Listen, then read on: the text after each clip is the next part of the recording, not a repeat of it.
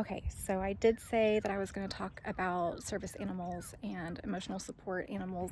A lot of times, it depends on where you live, where you're coming from, but a lot of times emotional support animals are not considered service animals. But here in Texas, when you're looking at our Texas Realtor forms and everything, they are treated relatively similarly. There are a few differences between the two as far as what landlords can and cannot ask or accommodations that can be made.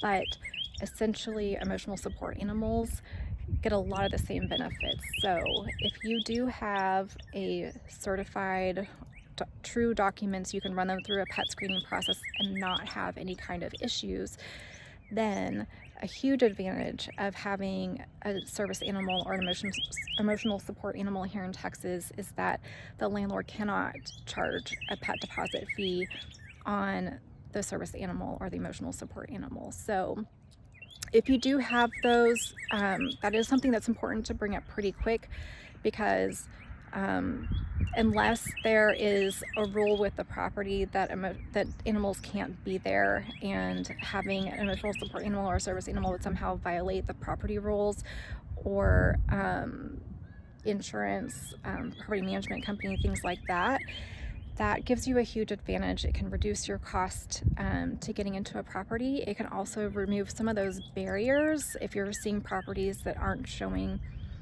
that pets are allowed. Technically, if it's a service animal or emotional support animal, they are allowed. So in most cases, I should clarify that. So just want to put that out there and provide that information, because a lot of people don't realize that.